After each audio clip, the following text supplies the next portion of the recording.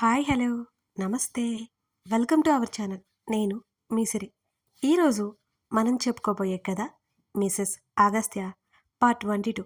కథలోకి వెళ్ళే ముందు వీడియోని లైక్ చేసి హైప్ చేయండి. హద్దులు చెరిపే ప్రేమ హద్దులు మీరడం ఇష్టం లేదు నాకు. అయినా తన ప్రేమకు బానిసై తనకేమాత్రం అడ్డు చెప్పలేదు నేను. తను కూడా హద్దు మీరలేదు. యుద్ధం ముగిశాక నా హృదయంలో ముఖం దాచుకుని అలాగే పడుకున్నాడు. పరవశంగా చెయ్యేశాను తన చుట్టూ. కొన్ని క్షణాలు, కాదు కొన్ని నిమిషాలు, ఊహుహు గంటలు గడిచాయి తన సాంగత్యంలో. ఇంకేమీ గుర్తు రాలేనంత ప్రశాంతంగా కళ్ళు మూసుకొని పడుకున్నాను. కడుపులో ఆకలి కేకలు మొదలయ్యాయి. అయినా సరే మొద్దు నిద్రలో ఉన్న నేను లేవలేదు. బేబీ అంటూ నా చెంప మీద ముద్దు పెడుతూ పిలిచాడు. మనం నిద్రపోతే కలలు నిజమవుతాయి, నిజాలు కలలుగా కూడా మారిపోతాయి. అని తన చేతిని చుట్టేసి మరోవైపుకు తిరిగి పడుకున్నా. పనిలో పని తన మెడ దగ్గర చుట్టూ చేయి వేసి దగ్గరికి లాక్కున్నాను కూడా. బేబీ గెటప్, డిన్నర్ చేయాలి అని తను ఎంతో స్వీట్గా పిలుస్తుంటే మెలకువ వచ్చినా సరే ఇంకా తన దగ్గర గారాలు పోవాలి అనిపించింది నాకు. నాకేం వద్దు, చాలా నిద్ర వస్తుంది, రేపు ఉదయం తింటాను అని కళ్ళు తెరవకుండానే చెప్పాను. నీ పొట్టలో చూసావా గుడుగుడు శబ్దాలు వస్తున్నాయి, అంత ఆకలి పెట్టుకుని నిద్రపోతావా? లేలే అంటూ లేపి కూర్చోబెట్టడానికి ప్రయత్నం చేశాడు నన్ను. అయినా నేను లేవకుండా తన మెడ చుట్టూ చేతులు వేసి దగ్గరికి లాక్కున్నాను తన్ని. మళ్ళీ యాక్టింగ్ అని తెలిస్తే నాకు మామూలుగా ఉండదని తెలుసు కూడా. అందుకే అనుమానం రాకుండా యాక్ట్ చేస్తున్నాను. ఎంతైనా మనం యాక్టింగ్ క్వీన్ కదా. బేబీ ఇప్పుడు నువ్వు లేవలేదనుకో, పనిలో పని మన ఫస్ట్ నైట్ ఇక్కడే జరిగిపోద్ది అని బెదిరించాడు నన్ను ఇడియట్. ఉలిక్కిపడి లేచి కూర్చున్నాను. లేవక చస్తానా నిద్రముఖంతో తన వైపే గుర్రుగా చూశాను నేను. నీ యాక్టింగ్ స్కిల్స్ నా దగ్గర కాదు అన్నాడు ఆటిట్యూడ్ లుక్స్ విసురుతూ. నువ్వు ఏమాత్రం మారలేదు. చేతులు కట్టుకుని కోపంగా ముఖం పక్కకు పెట్టుకున్నాను నేను. ఎస్, ఒరిజినల్ ఎక్కడికి పోతుంది? కూర్చున్న చోటు నుండి పైకి ఎత్తేశాడు చేతులతో నన్ను. ఎంతైనా ఈత చెట్టు పర్సనాలిటీ కదా నాది. తాడి చెట్టుకి చాలా ఈజీ. ఇలా నా హస్బెండ్ ఎత్తుకోవాలని ఎన్నోసార్లు అనుకున్నాను తెలుసా అంటూ తన మెడ చుట్టూ చేతులు వేశాను నేను. ఆహా ఇంకా అన్నాడు చిన్నగా స్మైల్ ఇస్తూ. నా కాళ్ళు తెగ ఊపేస్తూ ఇంకా చాలా విషెస్ ఉన్నాయి నాకు, గుర్తొచ్చినప్పుడు చెప్తానులే అని మరోసారి తన బుగ్గ మీద ముద్దు పెట్టుకున్న ప్రేమని దాచుకోలేక. కుదురుగా ఉన్నవాడిని రెచ్చగొడితే పరిణామాలు దారుణంగా ఉంటాయి. అంత కష్టపడుతూ దూరంగా ఉంటుంటే ఓవరాక్షన్ చేస్తున్నావు, నా సంగతి నీకు బాగా తెలుసు అన్నాడు మరోసారి హెచ్చరించి బెదిరిస్తూ. నిన్ను ఎవరు కుదురుగా ఉండమన్నారు చెప్పు? నిన్ను ఎవరు కష్టపడమన్నారు అని కావాలని ఇంకాస్త ఓవరాక్షన్ చేశాను నేను. నాకు టెంపర్ లేస్తే ఇక అంతే సంగతి. సూటిగా ఉన్నాయి తన చూపులు నా వైపే. తన మాటల్లో ఇంటెన్షన్ అర్థమై తన కళ్ళకు చేతులు అడ్డుపెట్టి, నీకు సిగ్గులేదు రావణ్ అన్నాను తెగ సిగ్గుపడిపోతూ. నా మాటలు నేనుండగానే డైనింగ్ టేబుల్ ముందుకు దించి ఏదో గడ్డి ప్లేట్లో వడ్డించాడు నాకు. దాన్ని చూడగానే నా ఆకలంతా ఎగిరిపోయింది. నీరసం వచ్చేస్తోంది నాకు. నాకు కూడా కొద్దిగా వంట వచ్చు, ప్లీజ్ ఈ ఫుడ్ నేను తినలేను అసలు అన్నాను నీరసంగా ముఖం పెట్టుకుని. పచ్చిగా ఉన్న ఆ కూరగాయ ముక్కలు కనిపిస్తుంటే. నోరు మూసుకొని తిను, అర్థమైందా? లేకపోతే బలవంతంగా కుక్కుతాను, నీ ఇష్టం అని నా వైపు సీరియస్గా చూశాడు ఈ పెద్ద రాక్షసుడు. పళ్ళు నూరడం తప్ప నేను ఏమీ చేయలేకపోయాను తన దెబ్బకి. వీడసలు మారాడు అనుకోవడం నా భ్రమ. ముఖం వికారంగా పెట్టుకుని అది తిన్నాను తప్పక. హెల్తీ ఫుడ్ అంటే ఎంతైనా మనకి కష్టంగానే ఉంటుంది. కాకరకాయ తిన్న కాకిలా ఉంది నీ ఫేస్, నిన్నిలా తయారు చేసిన అంకుల్ని అనాలి అని సీరియస్గా అన్నాడు అగస్త్య. మధ్యలో మా డాడీని అంటావేంటి నువ్వు? తన మీదకు వెళ్ళాను నేను కోపంగా. హాయ్ అండి, చిన్న అంతరాయానికి క్షమించండి. ఒక్కరోజన్నా మీ నుంచి నేను 5K లైక్స్ చూడాలని ఆశగా ఉన్నాను. మీరు ఈ స్టోరీని చాలామంది చదువుతున్నారు, బట్ లైక్ చేయడం మీకు ఒక సెకండ్ పని కదా, మిస్ చేయకుండా చేసేయండి. అలాగే హైప్ చేసి సపోర్ట్ చేయండి. ఇక కథలోకి వెళ్తాం, వచ్చేయండి. ఇప్పటికే చాలా చేసావు, తిన్నావు కదా, నోరు మూసుకుని వెళ్ళి పడుకో అన్నాడు అగస్త్య. దెబ్బకి షాక్ అయ్యి చతికిలు పడ్డాను నేను. అప్పటి వరకు కూల్గా మాట్లాడి సడన్గా ఎందుకు సీరియస్ అయ్యాడో నాకు అర్థం కాలేదు. తనతోనే ఉండాలనిపించి నీకు హెల్ప్ చేద్దా అని అడిగాను నేను. అవసరం లేదు, రేపు మెయిడ్ వస్తుంది అని తింటూనే అన్నాడు తను. చూసారా చూసారా ఇండైరెక్ట్గా ఎలా వెళ్ళమంటున్నాడో అని నేను అనగానే వెంటనే తల తిప్పి నా వైపు చూస్తూ, ఇండైరెక్ట్గా ఏంటి, డైరెక్ట్గానే పొమ్మంటున్నాను, వెళ్ళి గుర్రు పెట్టు అని అన్నాడు సీరియస్గా. ఉరిమి చూసి చిరుబుర్లాడుతూ అక్కడి నుంచి పెద్ద పెద్ద అంగలు వేసుకుంటూ మరి గదిలోకి వచ్చేసాను నేను.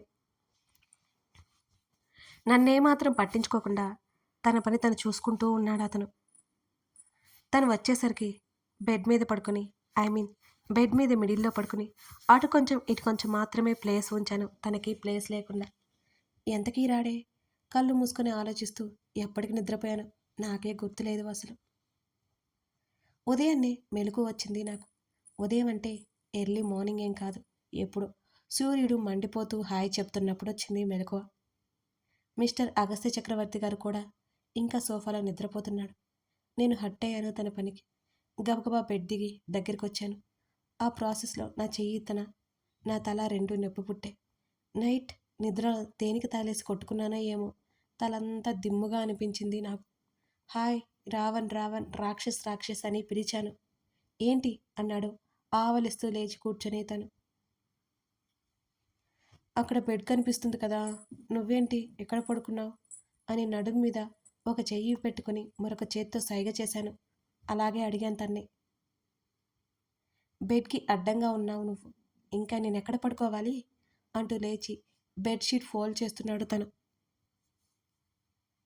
నేను ఎలా పడితే అలా చేసిన బెడ్ని సర్దకపోతే నన్ను ఖచ్చితంగా పాతేస్తాడని ముందుగానే నేను గ్రహించి, ఇదేం బాలేదు రావణ్ అని దిగులుగా బెడ్ దగ్గరికి వచ్చి స్వచ్ఛ భారత్లో స్వచ్ఛ బెడ్ కార్యక్రమం మొదలుపెట్టాను నేను. ఏం రోగం, బాగానే ఉన్నావు కదా అంటూ పైనుండి కింద వరకు నన్ను చూశాడు అతను. నువ్వు నన్ను గాఢంగా అవమానిస్తున్నావు తెలుసా అని అడిగాను.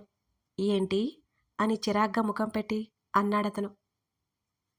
నన్ను ఇన్సల్ట్ చేస్తున్నావు నువ్వు, అలా అయితే నేను ఇండియా వెళ్ళిపోతాను ఇక్కడి నుంచి. ఇంకా నేను ఏదేదో ఊహించుకుని వస్తే ఏమీ లేదు ఇక్కడ అని దిగులుగా బెడ్ మీద కూర్చుంటూ అన్నాను. నువ్వు ఊహించుకున్నవి జరగాలి అంటే మనం హనీమూన్కి రావాలి. ఇంకో 2-3 నెలల్లో మళ్ళీ ఇక్కడికే వద్దాం సరేనా అని అన్నాడు అతను నవ్వుతూ. ఆ నవ్వును చూస్తూ మైమర్చిపోతూ ఉన్న తరుణంలో, నాకు కొంచెం వర్క్ ఉంది, బయటికి ఎక్కడికి వెళ్ళకు, తిక్క వేషాలు అసలే వేయకు సరేనా, పిచ్చి వేషాలు వేశావు అంటే నాకు కోపం చూస్తావు అని అన్నాడు తను.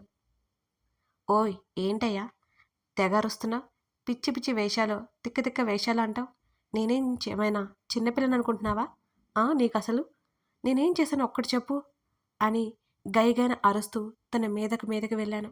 అంతే కదా, మనల్ని అంటే ఊరుకుంటావా ఏంటి, నువ్వు నీ పెట్టమహం కిచెన్ని కిష్కింద కాడ చేసావు గుర్తులేదా, ఇంకేం చేయాలి అంతకంటే, అంతేకాకుండా నాకు చెప్పా పెట్టకుండా ఇంట్లో నుంచి బయటికి కదలొద్దు చెప్తున్నా అని సీరియస్గా వార్నింగ్ ఇచ్చాడు. ఏయ్ పో, నన్ను నువ్వు తిట్టావు, నువ్వు బ్రతిమాల్సినా సరే నేను నీతో మాట్లాడను అని కోపంగా అక్కడి నుంచి డ్రెస్ తీసుకుని వాష్రూమ్లోకి వెళ్ళిపోయాను నేను. అసలేం పట్టించుకోనట్టు కనీసం నన్ను పిలవను కూడా పిలవకుండా తను వెళ్ళిపోయినట్టున్నాడు. వాష్రూమ్ డోర్ కొంచెం తీసి తొంగి చూడగానే ఫోన్ పట్టుకొని బాల్కనీలోకి వెళ్తున్నాడు అగస్త్య. ఇంకా కోపం వచ్చి గట్టిగా తలిపేశాను నేను ఫ్రెష్ అయ్యి బయటికి వచ్చేసరికి అప్పటికే రెడీ అయిపోయి కనిపించాడు నాకు. ఈ బాత్రూంలో నేను దూరితే తను ఎక్కడికి వెళ్ళి రెడీ అయ్యాడు, అయినా ఈ లంకంత కొంపలో కాదు ఈ బుడ్డి కొంపలో ఇంకా రూమ్స్ ఉన్నాయి కదా, వాటికి వెళ్ళుంటాడులే అని నాకు నేను చెప్పుకున్నాను. టిఫిన్ మెయిడ్ రెడీ చేసింది, నాకు వర్క్ ఉంది నేను వెళ్తున్నా, టేక్ కేర్, రెస్ట్ తీసుకో అని మిర్రర్ ముందు నిల్చొని జుట్టు సరి చేసుకుంటూ చెప్పాడు అగస్త్య. నీ మీద కోపంగా ఉన్నాను అని చెప్పాను నేను. వాట్, చిరాకంతా తన ముఖంలోనే కనిపించింది నాకు. తన చూపులున్నాయి చూడు, కొట్టినా ఆశ్చర్యపోక్కర్లేదు అలా ఉన్నాయి. మనకెందుకులా అని సైలెంట్గా వెళ్ళిపోయి మెల్లిగా అక్కడి నుంచి బయటకు వచ్చేసాను నేను.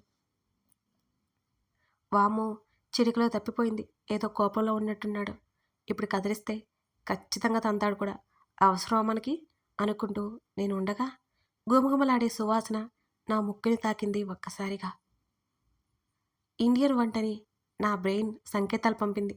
ఇంకేమాత్రం ఆలస్యం చేయకుండా చిటికలో డైనింగ్ టేబుల్ ముందుకు చేరాను నేను. పాత్రలో చెక్ చేయగానే వేడి వేడి పూరీలు దర్శనమిచ్చాయి నాకు. ఏయ్ తిండిపోతూ, మీ వాడి కోసం వెయిట్ చేయవా అని నా బ్రెయిన్ హెచ్చరించింది నన్ను. కదా అనుకుని సైలెంట్ అయిపోయాను. కాసేపటికి హడావుడిగా బయటికి వచ్చాడు అగస్త్య. టిఫిన్ అని వినపడేలా అరిచాను. నో థ్యాంక్స్ అంటూ నా దగ్గరికి వచ్చాడు తను. కొంచెం తినేసి వెళ్ళు అన్నాను నేను, తను టిఫిన్ స్కిప్ చేస్తున్నాడని. టైం లేదు, ఆఫీస్లో తినేస్తాను, హాయిగా రెస్ట్ తీసుకో, ఆ బుర్రకు కొంచెం ఖాళీ ఇవ్వు అనగానే మూతి ముడిచాను నేను. 5 మినిట్స్ అని చెప్పి చకచకా పూరీలు ప్లేట్లో పెట్టి తన నోట్లో కుక్కాను నేను. ఒకసారి చేతుకున్న వాచ్ వైపు చూసుకుని ఓన్లీ 5 మినిట్స్ అని అన్నాడు తను. సరే అంటూ ఉరిమి చూస్తూనే చకచకా తనకి తినిపించాను. తినడానికి కూడా ఎంత ఓవరాక్షన్ చేస్తున్నాడో అనిపించింది నాకు. గ్యాప్ లేకుండా నోట్లు కుక్కి కుక్కి పెట్టాను. లేకపోతే పెద్ద ఓవరాక్షన్ చేస్తాడా? అయ్యగారు తినకుండా వెళ్తే నాకెలా వంటపడుతుంది? ఏం అర్థం చేసుకోడు ఈ మనిషి. వాటర్ తాగేసి థ్యాంక్ యూ సెనోరిటా అంటూ కొంచెం ముందుకు వంగి నా పెదాల మీద ముద్దు పెట్టుకున్నాడు తను. నా చేతిలో ఉన్న పూరీ ప్లేట్లో పడిపోయింది. క్షణాల్లో జరిగిన ఆ చర్యకు బిగుసుకుపోయాను నేను. బాయ్ వెనక్కి తిరిగి చూడలేదు తను. వెళ్ళిపోయాడు అక్కడి నుంచి. నిట్టూచి తినడంలో పడ్డాను. డాడీకి కాల్ చేసి మాట్లాడే కాళ్ళు ఇడ్చుకుంటూ గదిలోకి వచ్చేసాను. అగస్త్య ఉన్నప్పుడు ఈ కాళ్ళు చేతులు నొప్పులేమిరా, ఇప్పుడేంటో వద్దన్నా వచ్చేస్తాయి. హూస్ నిట్టూచి టాబ్లెట్స్ వేసుకుని బెడ్ ఎక్కా.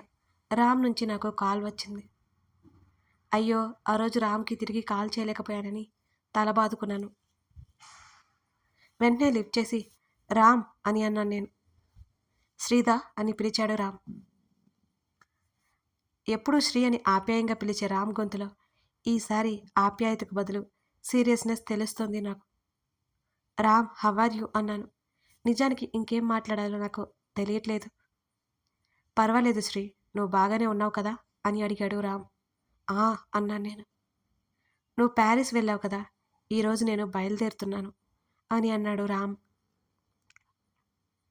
ఓ అవునా అన్నాను ఆశ్చర్యంగా. నువ్వు ఏ హోటల్లో ఉన్నావో లొకేషన్ షేర్ చేయి, అక్కడికి వచ్చిన తర్వాత నేను నీ దగ్గరికి వస్తాను అని రామ్ చెప్పాడు. లేదు రామ్, నేను హోటల్లో ఉండట్లేదు అని టక్కున చెప్పాను. మరి అదో రకంగా అడిగాడు రామ్. లేక నాకే అలా అనిపించిందో తెలియదు కానీ రామ్ వాయిస్తో పాటు ఇంటెన్షన్ కూడా నాకు తేడాగా అనిపించింది. నా ఫ్రెండ్ దగ్గర ఉంటున్నాను అని చెప్పాను నేను. అక్కడికి వచ్చిన తర్వాత అయినా నేను కలవాలి కదా శ్రీ, లొకేషన్ షేర్ చేయి, అదే ఉంటుంది అని అన్నాడు రామ్. ఏం చెప్పాలో తెలియలేదు నాకు. అగస్త్య గురించి రామ్కి ఇంకా తెలియదు. చెప్పాలి అంటే ఇప్పుడు చెప్పే టైం కూడా లేదు. ఇక్కడికి వచ్చాక చెప్పొచ్చులే అనుకున్నాను నేను. ఇక్కడికి వచ్చాక నేను నిన్ను కలుస్తాను రామ్, ప్లీజ్ ఏమీ అనుకోకు అని సర్ది చెప్పాను. అలాగే శ్రీ, నేను ఈరోజు బయలుదేరుతాను, రేపు నిన్ను కలుస్తాను అని చెప్పాడు రామ్. మెల్లిగా బాయ్ చెప్పి కాల్ కట్ చేశాను. నాకేం తోచలేదు. ఎప్పటికైనా మా గురించి అందరికీ తెలియాల్సిందే కదా, నేనే హైడ్ చేస్తుంటే ఏదోలా ఉంది నాకు కూడా. చివరికి డాడీతో కూడా చెప్పలేకపోతున్నాననే చిన్న దిగులు కూడా ఉంది నాలో. అగస్త్య వచ్చిన తర్వాత ఇక్కడ ఎన్ని రోజులు ఉండాలి కనుక్కొని డాడీతో మాట్లాడతాను. మా డాడీ దగ్గర ఇదేమీ చెప్పలేకపోతున్నాను అనే గిల్టీ ఫీలింగ్ ఉండిపోయింది నాకు. అలాగే త్వరగా డాడీతో మాట్లాడాలి అని డిసైడ్ అయిపోయా. తర్వాత వెన్నీతో కాసేపు కాల్ మాట్లాడి బయటికి హాల్లోకి వచ్చి టీవీ చూస్తూ గడిపేశాను. ఇల్లంకంత కొంపేం కాదు కానీ ఈ మీడియం కొంపలో నన్ను తీసుకొచ్చి పడేసి వెళ్ళిపోయాడు అతగాడు. నేను వచ్చాననుకోండి, అది వేరే విషయం. పిచ్చ బోర్ కొడుతోంది నాకు. మధ్యాహ్నం వరకు టీవీ చూసి వంట మనిషి వంట చేస్తుంటే ముచ్చట్లు పెట్టి తినేసి నా బ్యాగ్లో ఉన్న ల్యాప్టాప్ తీసుకుని బెడ్ ఎక్కేశాను. వర్క్ ఫ్రమ్ హోమ్ జాబ్స్ చూశాను కదా, వాటి డీటెయిల్స్ చూస్తూ ఇంటర్వ్యూ డేట్స్ నోట్ చేసుకుని అలా బెడ్ మీద పడ్డాను. ఈ గొడవలలో హాల్లో సోఫాలో పడిపోయిన నా ఫోన్ గురించి నేను మర్చిపోయాను. సాయంత్రం రూమ్ డోర్ దబదబా బాదుగుతుంటే మెలకువ వచ్చేసింది. నాకు నిద్ర నుంచి లేవడం మహా చిరాకు నాకు. నేను ఎలాగో అలా మెల్లిగా లేచి తలుపు దగ్గరికి వచ్చి తలుపు తెరిచాను. తలుపు తెరవగానే ఉగ్రంగా కనిపించాడు అగస్త్య. నేను నవ్వుతూ పలకరించే లోపల లాగిపెట్టి ఒక్కడిచ్చాడు. అంతే. వద్దన్న బుర్ర గిర్రున తిరిగి, వద్దన్న కళ్ళలో నుంచి నీళ్ళొచ్చాయి.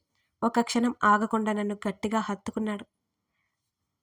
తన వింత ప్రవర్తనకి నా బుర్రకు ఎక్కలేదు. నన్ను హత్తుకోవడం కంటే నన్ను కొట్టిందే బాగా గుర్తుకొస్తోంది. కథ కొనసాగుతోంది. కథ నచ్చితే లైక్ చేసి కామెంట్ చేయండి. ఇంతకీ అగస్త్య ఎందుకంత ఆవేశంగా వచ్చాడు? శ్రీధ అగస్త్య మీద కోప్పడి దూరంగా వెళ్తుందా? లేకపోతే అతన్ని అర్థం చేసుకుంటుందా? అగస్త్య మిస్టేక్ చేశాడా? లేక కరెక్ట్‌గా చేశాడా? ఇవన్నీ తెలియాలంటే నెక్స్ట్ పార్ట్‌లో చూడాల్సిందే. మీరేదైనా గెస్ చేస్తే ఖచ్చితంగా కామెంట్ చేయడం మర్చిపోకండి friends. Thank you for watching this video.